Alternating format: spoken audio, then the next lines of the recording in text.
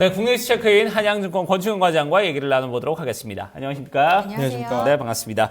자, 오늘 권충현 과장과 어떤 내용들 가지고 저희가 얘기를 나눠볼지 이슈부터 먼저 확인을 해보도록 하겠습니다. 네, 오늘 좁아지는 박스권의 방향에 대해서 얘기를 좀 나눠보도록 하죠.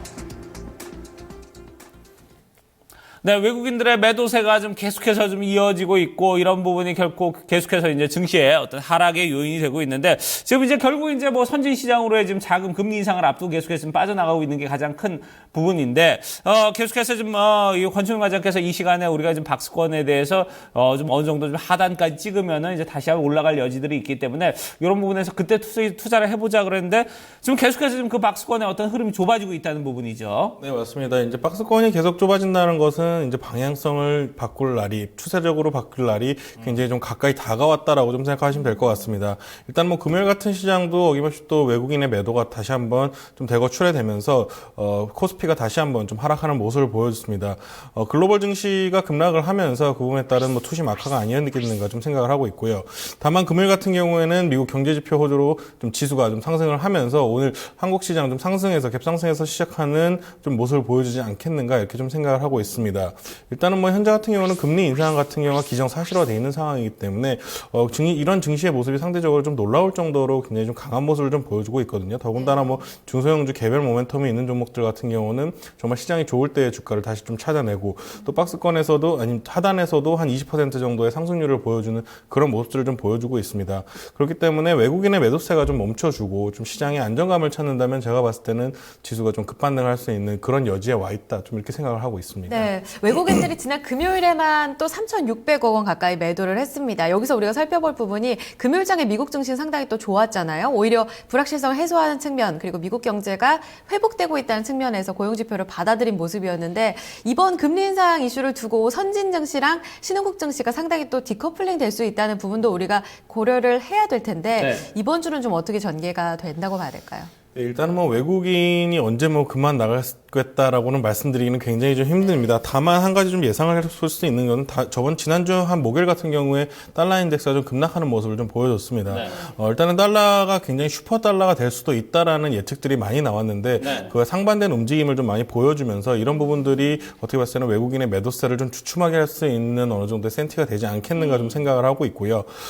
그렇기 때문에 더군다나 또 옐런 같은 경우도 강달러를 굉장히 좀 반대하는 분위기라는 또 발언까지 좀 나와주면서 미국 정부가 굉장히 강달러 기조도 큰 강달러 기조도 좀 원하지 않는 그런 모습세를 보여주기 때문에 제가 봤을 때는 외국인들이 이제는 더 이상 좀 크게 한국의 지분을 좀 팔아야 될 이슈들이 좀 사라진 것이 아니겠는가 좀 생각을 하고 있기 때문에 좀 차츰차츰 좀 줄어들겠다라고 좀 개인적으로 좀 생각을 하고 있습니다. 그렇기 때문에 외국인의 매도세가 좀 충분히 주춤할 가능성이 많고요. 그리고 중소형 개별 모멘텀이 지속될 것으로 좀 예상이 되고 있습니다. 바이오 쪽이라든지 이런 화장품 성장성 있는 섹터 쪽에서 계속해서 좀 뉴스들이 날아오고 또 실적들도 굉장히 서프라이즈하게 발표를 계속해서 해 나가고 있습니다. 그렇기 때문에 이런 성장주라든지 낙폭 과대주에서 좀 반등을 먹으신다면 시장 자체는 지금 요새 그렇게 힘든 시장은 아니다라고 좀 말씀드릴 수 있겠고요. 시장 지수가 만약에 추가적으로 하락을 한다고 했을 때는 좀 제가 봤을 땐 자신감을 갖고 매수를 하셔도 매수에 동참을 하셔도 별로 이렇게 빠질 장이 없는 그런 시장의 모습이다 이렇게 말씀드릴 수 있겠습니다. 그렇군요. 결국 이제 달러의 흐름이 이제 관건입니다. 계속해서 좀 강해지고 있는 이런 달러의 흐름이 미국도 이제 원치 않는 상황이기 때문에 이제 주춤해지면은 외국인들의 매도세도 이제 계속해서 주춤해질 것이다. 그러면 이럴 때 지수가 좀 하락한다면은 한번 빠르게 좀 반등할 가능성이 있기 때문에 우리가 그러면 이제 거기서 투자 포인트를 거기서 이제 잡아보면 좋을 것 같은데 어떻게 좀 이 이후의 흐름은 좀 이렇게 등락폭에 대한 어떤 우려는 이렇게 변동성에 대한 우려는 그렇게 많이 생각하지 않아도 될까요? 어떨까요? 네, 이제는 뭐 한 2,000포인트 위에서 계속 놀 가능성이 많아진 것 같습니다. 오늘 뭐 2,000포인트를 만약에 탈환을 할 수 있다면은 아마 이번 주가 아마 마지막이 되는 2,000포인트 아래 방향성이 아니겠는가 좀 개인적으로 좀 생각을 해보고 있고요. 일단은 뭐 좀 안정감을 좀 찾으셔도 된다라고 좀 생각을 하고 있습니다. 일단은 2,000포인트 아래서는 계속해서 좀 매수 관점을 유지해 보도록 좀 하겠습니다. 외국인 매수세가 만약에 추가된다면은 강한 상승을 좀 이끌어낼 수 있기 때문에 외국인의 매수세와 함께 지수가 상승을 하더라도 좀 추격 매수를 좀 따라 잡아주는 그런 모습이 좀 필요하셔야 될 것 같습니다. 제가 그동안 좀 뭐 추격 매수는 절대 자제하셔야 된다라고 말씀을 드렸는데 이제 외국인이 만약에 매수하는 시그널을 보이면서 지수가 좀 움직여준다면은 이제부터는 사셔도 좀 되지 않겠는가 좀 개인적으로 생각을 하고 있습니다.